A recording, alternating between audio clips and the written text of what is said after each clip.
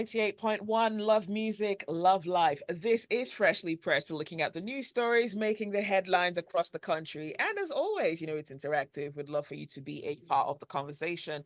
The WhatsApp number is 0809 440 981. You can also tweet at smooth981. We have the analysts in, or okay, we have an analyst in, and we're waiting for Ikemesit to join us shortly. But Mr. C is here with us. Good morning, Mr. C, and welcome. Good morning, Zibby. Good morning, Omas. Good morning, Lagos. Good morning, Mr. C. So we expect to get your contribution to the conversation this morning relating to the newspaper headlines. If you would send us a WhatsApp message on 0809 444 0981, we'll be where we hope to read the messages reacting to the newspaper headlines. And of course, we'd like you to race down to our YouTube channel, youtube.com/smooth981FM Lagos. All right, our first headline comes from Vanguard. Food production importers beg federal government to declare zero duty on agro equipment. Okay, thank you very much. Over the weekend, there was a special agro equipment and technology conference held in Abuja. And in the course of that conference, a plea was made to the federal government to reduce to zero duty the allowable import duty on imported agricultural equipment, and that includes tractors.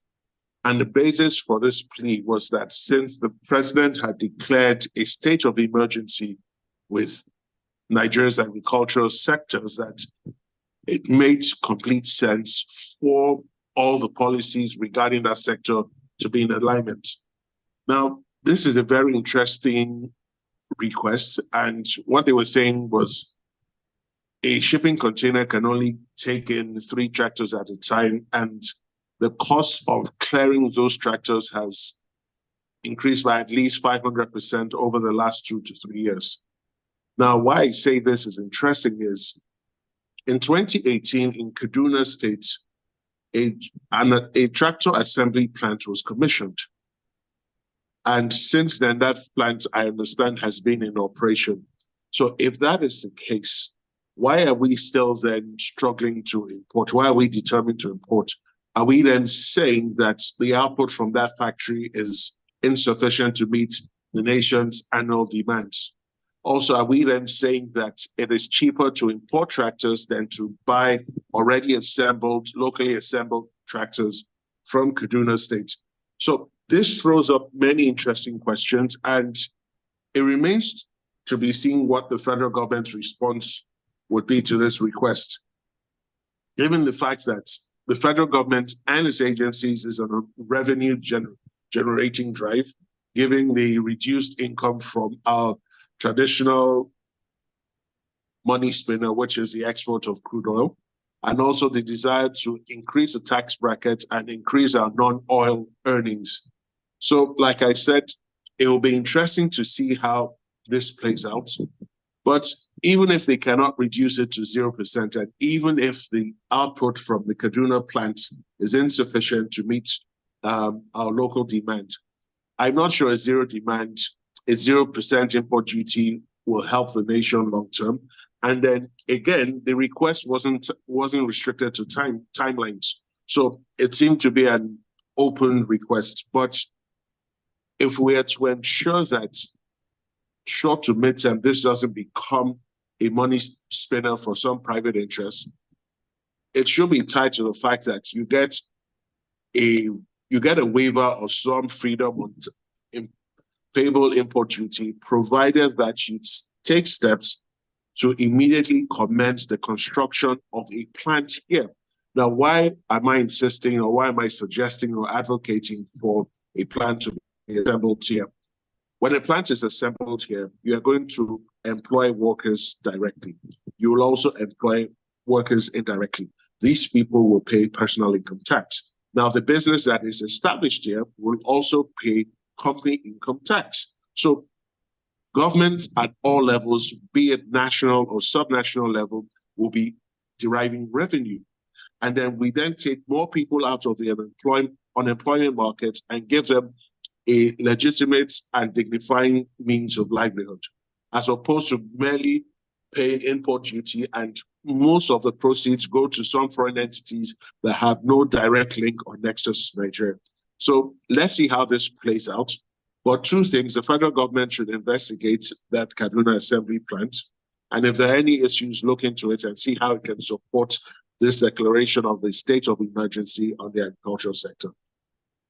So before we rest this headline, it just speaks again to the fact that from what we've seen, localization of these industries, at least for now, using the Nigerian template, has not translated into affordability.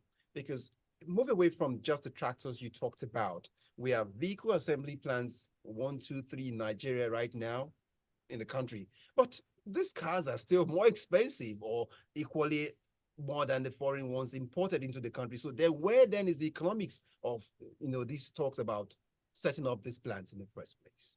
Okay, so Omat, it's very interesting you've raised the point about the vehicles. Now, most of the vehicles being assembled here, the truth of the matter is they don't really have much of a market reputation as opposed to the cars that are being imported. So you see that a number of these new cars that are being locally assembled here, we don't have, say, a generation of car users that have used them. We're not sure the mechanics here understand how these cars work. We're not sure how spare parts will be gotten. And these are some of the factors that influence car purchases beyond the fact that it's a new car. So the prices of those cars are determined by the forces of demand and supply. And I'm not sure the demand for those cars is at the level where the prices will drop. So supply continues to outstrip demand. And because of that, the prices remain seemingly high. If the demand were to go up or to increase for those cars, then we should see a reduction in the prices of those cars. However, I will strongly suggest this. This is against the backdrop of energy costs because they are being assembled here. Energy is being consumed in one form or the other, whether it's from the grid, whether it's gas-powered, or whether it's diesel-powered. And that energy has to be paid for. The costs have to be recouped some way or the other. So that is the explanation. And generally, the purchasing power of the average Nigerian has reduced over the last few years, and there's no point going over why it's reduced. That is our reality. So until that is improved, this is where we are. All right, until this is where we are. But while we're still here, let's drift on to the Daily Trust newspaper, where the headline speaks of Japa. Federal government prohibits leave of absence for health workers. Why is this coming up once again? Okay, so thank you. Now, what has obtained previously is that health workers would proceed on a leave of absence and then travel to whatever country they're emigrating to. They will settle down there, and in the intervening period, they're still drawing salaries from here because the authorities are not aware they're no longer intending to work in Nigeria. They may be at 6 months, a year, or whenever the institution now says, okay, enough is enough, where is this individual? Then you then see a notice of resignation, and then life continues. And the monies that have been paid are usually never, ever returned. Now, the Minister of State is saying, going forward, they've realized, and this seems to be a tacit admission from the government, that it cannot prevent or prohibit any worker from seeking greener pastures outside the country. All they're saying is now you are no longer allowed to go on a leave of absence. You must resign your appointment immediately.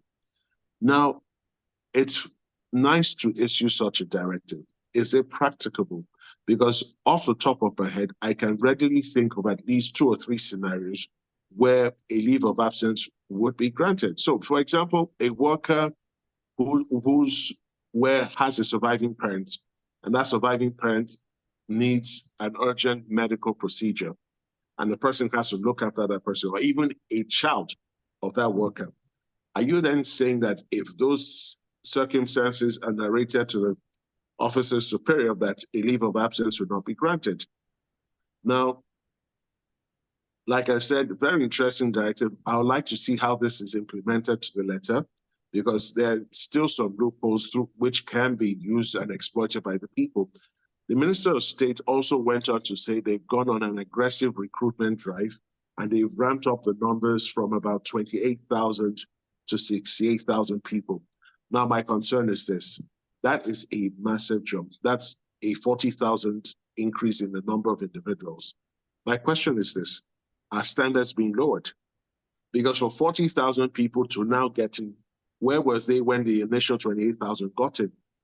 Could it be they didn't pass the exams? Because it's one thing to increase the numbers, but it's another thing to ensure that whoever you're getting into the profession actually knows what he or she is expected to be doing, and their lives are not jeopardized or threatened in any formal manner. And he's also indicated that he's planning to ramp it up to about 120,000. Do our nursing schools have the capacity to churn out 120,000 graduates each year? Big question. I don't have the facts readily at my fingertips, but it will be interesting to see how they go about this, because whilst trying to correct one seeming gap, we must not open another gap. So these are questions that only the Ministry of Health can provide answers to, and these are things to guide them as they continue on this expansion drive. All right, let's look at some of the messages coming through via WhatsApp. This one is from Abbas, and he says, the rate of duty of medicaments is 0%, yet our drugs are very expensive. There's so many machinery and equipment that have zero duty and a low rate of duty, which we haven't really seen much impact.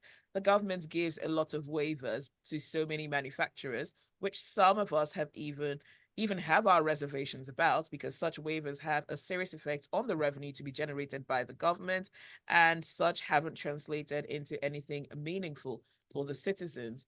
Message from Tunji.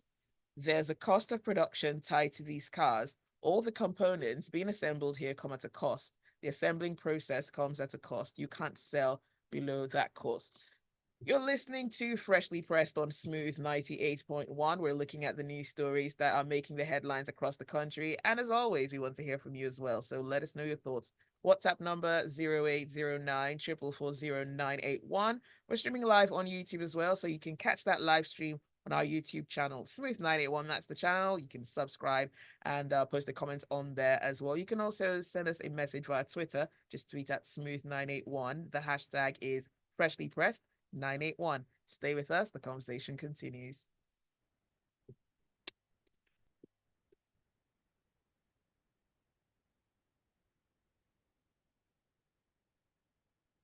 Cause I'll be a superstar.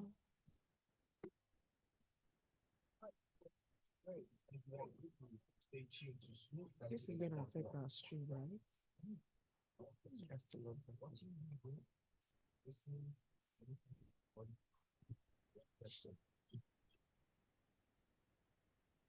People cannot still afford some of these brands, yet they are local. That's where me, man.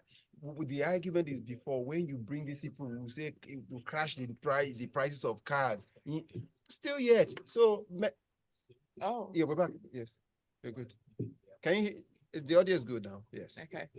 So, I don't know why economics of scale and all of these theories, it seems like he's standing on his head every time it comes.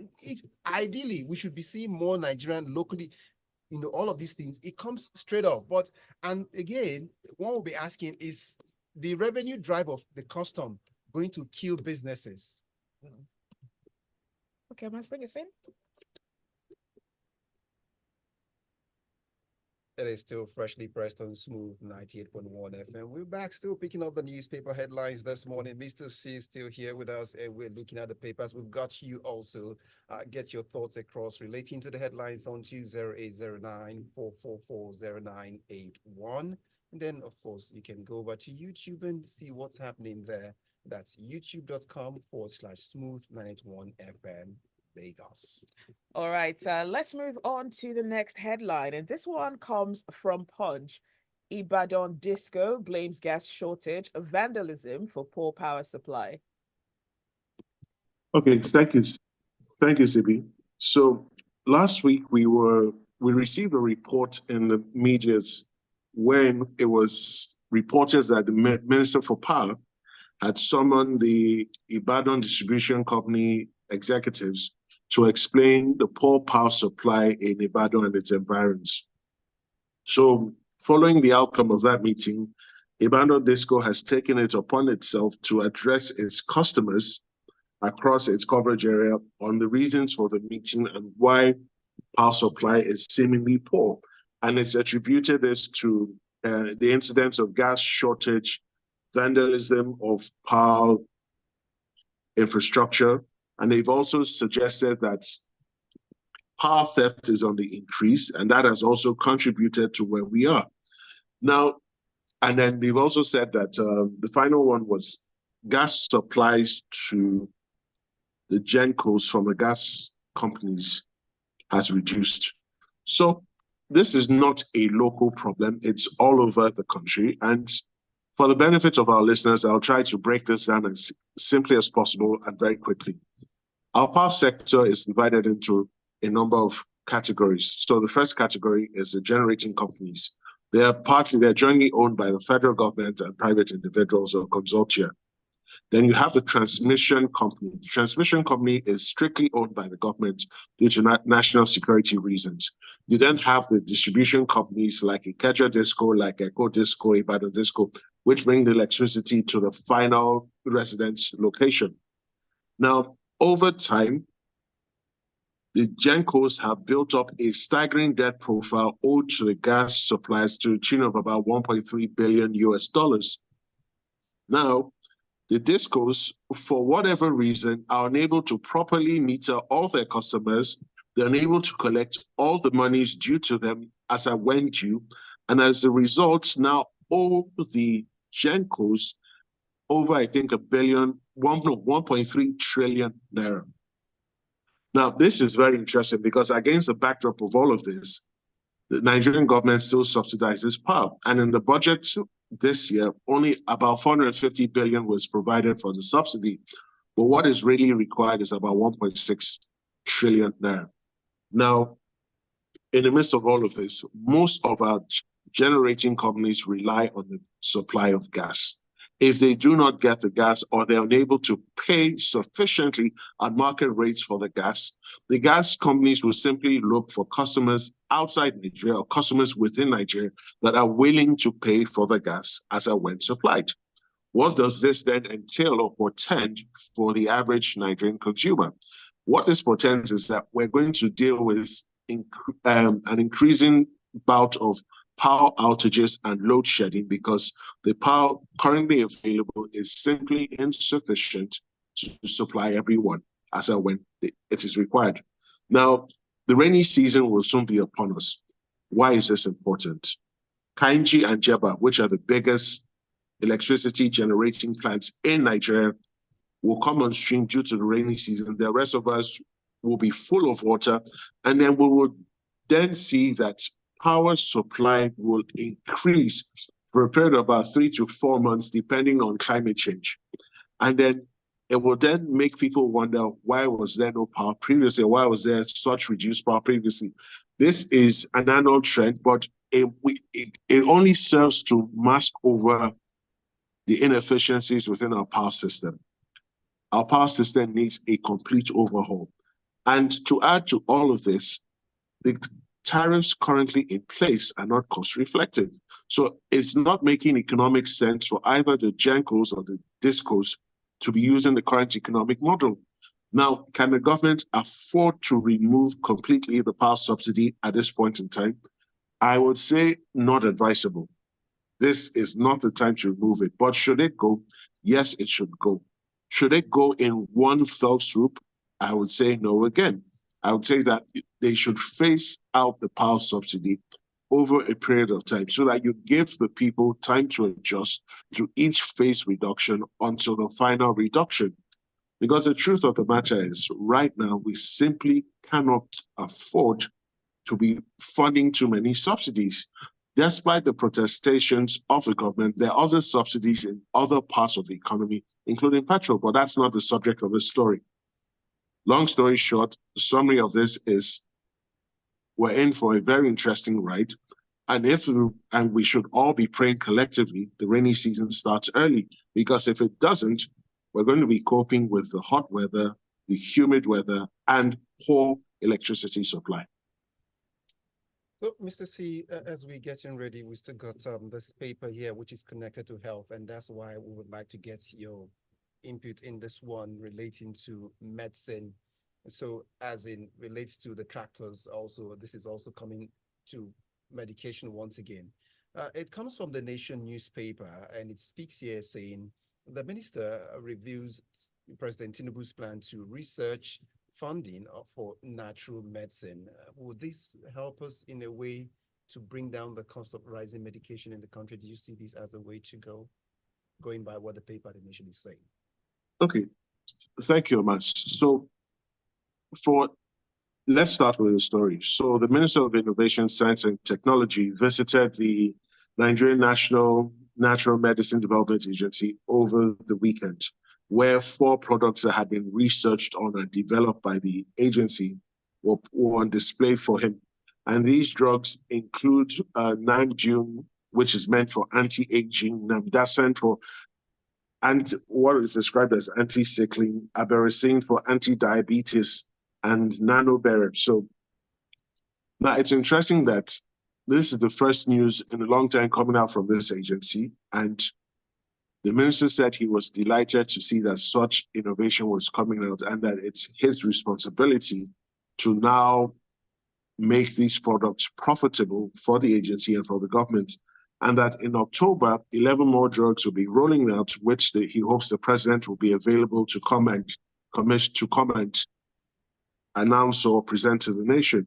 Now, to your question, whether this will lead to a reduction in the prices of the available medicines, now, it depends. So some of the available medicines are still covered by patent. So whilst they're still covered by patent, it's a bit tricky wondering if you can locally develop those products, because my mind immediately goes to India.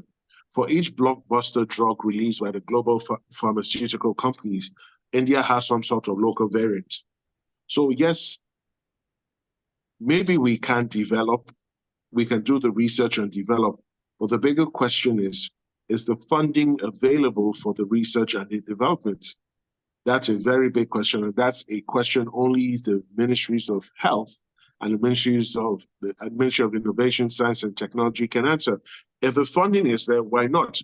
Then what they need to identify is what drugs are we going to research? What drugs are we going to ensure that we're going to locally produce at cheaper rates? Now, even the desire to produce at cheaper rates will be dependent on some of the production cost factors. And again, energy comes to the fore. So if the cost of energy in researching and developing the product is high, it's very sad, but the products will equally be priced to reflect that high energy cost. You're also looking at water. You're also looking at the prices of some ingredients that will be used in the research and development. If some of those things are not even available in Nigeria and you have to import them again.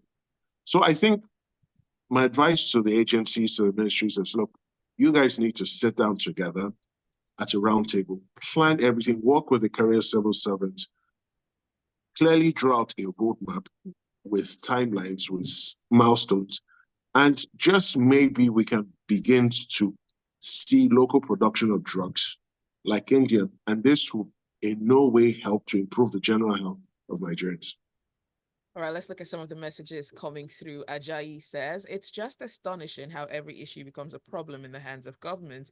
Imagine health workers jetting out of the country for greener pastures and still remain on the government's payroll. God help us.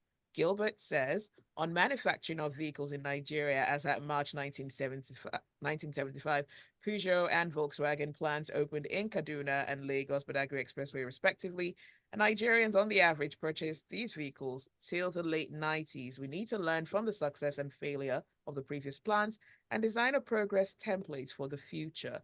Toyin from Ijesha says, please let the government continue with power subsidy. After all, what are we benefiting from the government? At least it cannot be smuggled out like petrol.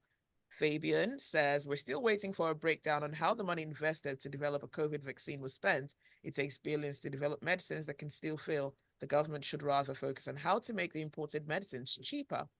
Idima Puza says, when there is a lie by the government, there will always be a superior lie to cover the previous one.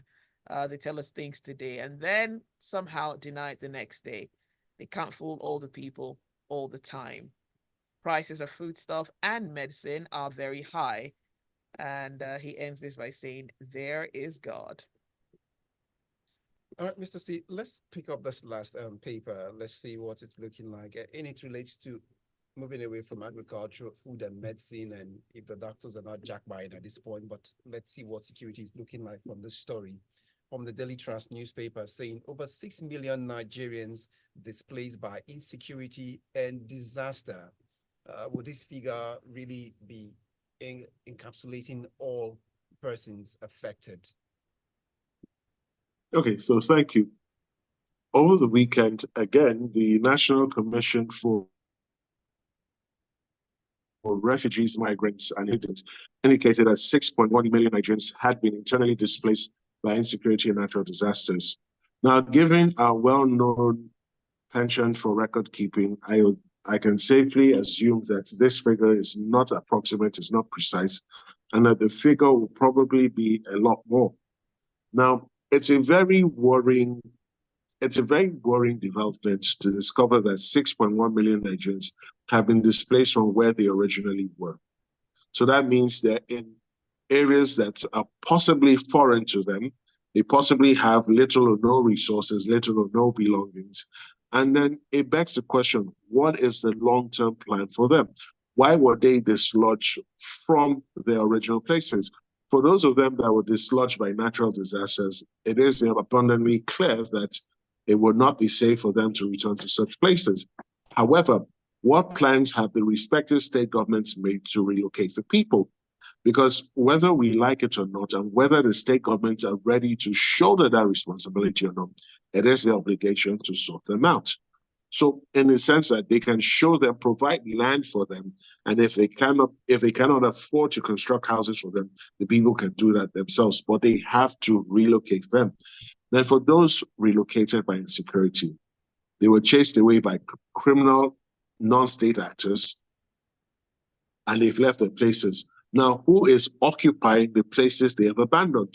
Certainly, the state governments and the governments at the subnational level cannot allow criminal non-state actors to illegally and unlawfully occupy land previously lawfully occupied by Nigerians in every part of the country. So there are many, many questions, and this is a worrying figure because these people have to be fed, they have to be clothed, you have to provide medical supplies, you have to provide security for wherever it is. And just over last week or during the weekend, some people were kidnapped from an IDP camp. So this cannot be allowed to continue long term. What is the plan of the federal government? What is the plan of the various state governments to arrest this trend? Because this cannot be allowed to become a permanent thing. So fingers crossed, and let's see whether the National Assembly will even wake up to its responsibilities along with the various state houses of the state. Well, it's a very big question, and we'll just wait and see. All right, as we wrap up the conversation on Freshly Pressed this morning, let's reach out and sum up the conversation with a message from Ibukun from K2. It says, well, have the drugs passed the clinical trials? All of that relating to that natural medicines development locally. If so, the government should partner with pharmaceutical companies that already have production infrastructure. On the tractor assembly plant, are they producing quality tractors? Question in the air. All right. Well, that is it for Freshly Pressed this morning. Thanks for listening. Thanks for your messages. Special thanks to our analyst, Mr. C, for joining us as well this morning. Thank you for having me. There's a lot more to come on the Smooth Breakfast.